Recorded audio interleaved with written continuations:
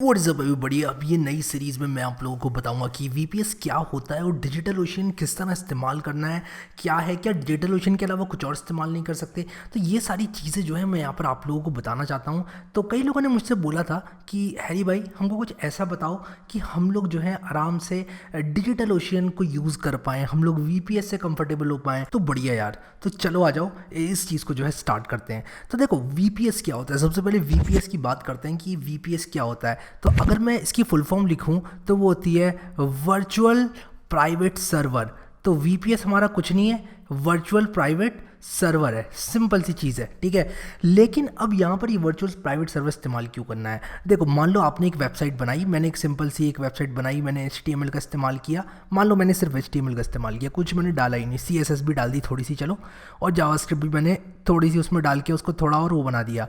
तो ये मेरी जो है वर्जन 2 तैयार हो गया वेबसाइट का। मैं एक सिंपल सा एग्जांपल ले रहा हूँ, बेसिक सा, ठीक है। अब यहाँ पर हुआ क्या, आप लोग को इसको करना था होस्ट। तो आप गए यहाँ पर GoDaddy के पास। तो ये मेरा GoDaddy है। तो आप GoDaddy के पास गए और आपने कहा कि ये आप है, मैं आपको बना देता हूँ, ये आप हैं। आपने कहा, फ़ोन लगाया आपने, गया GoDaddy के पास। GoDaddy वाले ने उठाया, बोला कि भाई मुझे जो है होस्टिंग करनी है, अपनी वेबसाइट जो है खड़ी करनी है। इसने बोला कि हाँ भाई हो जाएगी। कितने पैसे लगेंगे? इसने कहा 5,000 लगेंगे 1 साल के।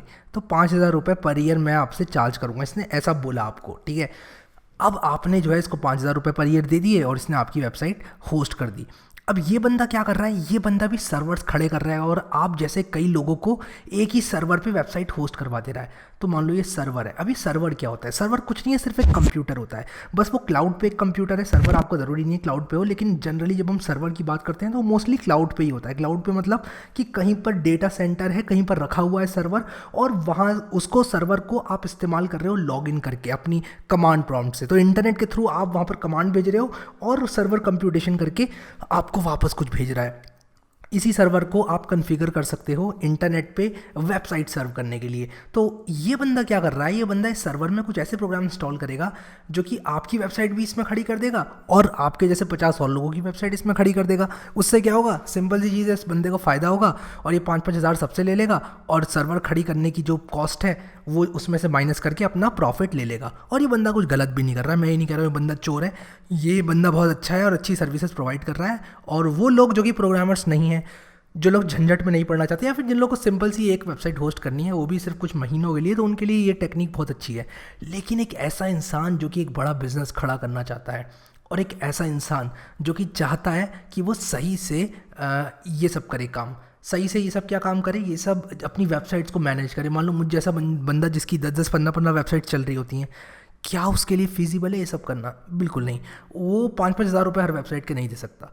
वो तो अपना सर्वर जब खड़ा करने के कैपेबल है तो वो ऐसा क्यों करेगा? तो वर्चुअल प्राइवेट सर्वर क्या है, वो सच में एक सर्वर आपको पूरा नहीं मिलता है।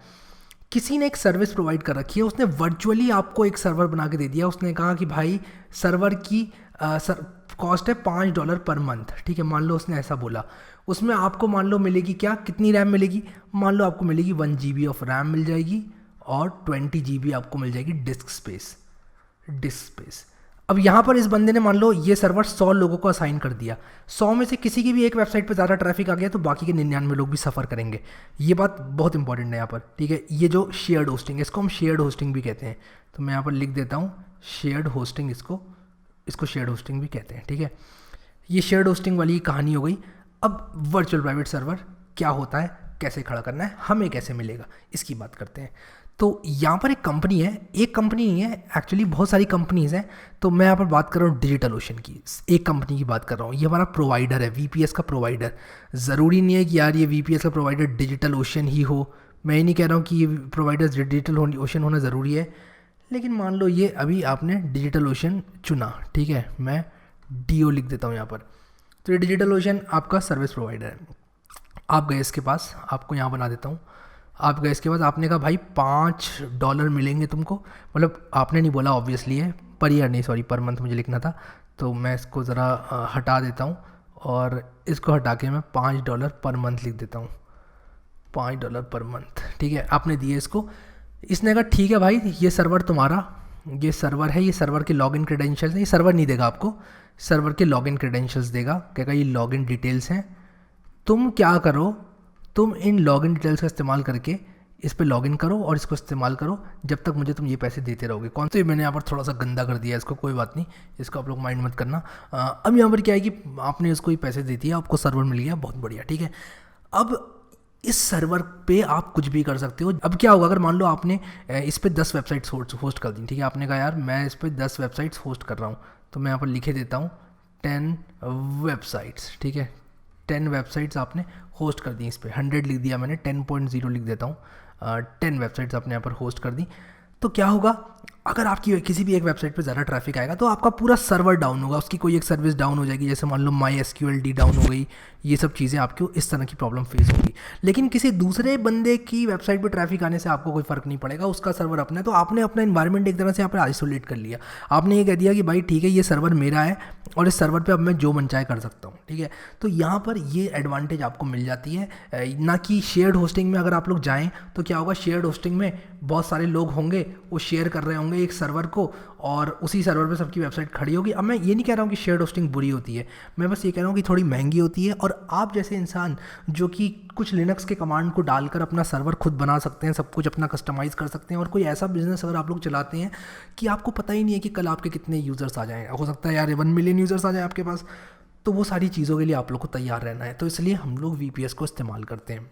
अब यहाँ पर एक बेसिक सा सवाल आता है कि वेबसाइट किस तरह काम करती है, फ्रंट एंड और बैक एंड। मैंने, अगर आप लोगों ने फ्लास्क, जेंगो वगैरह की सीरीज़ देखी है मेरी, तो आप लोगों को शायद पता भी होगा, लेकिन यहाँ पर मैं एक बार और डिस्कस कर देता हूँ उस चीज़ को, ठीक है। मैं यहाँ पर आप लोगों को बताता हूँ कि किस तरह वेबसाइट काम करती है।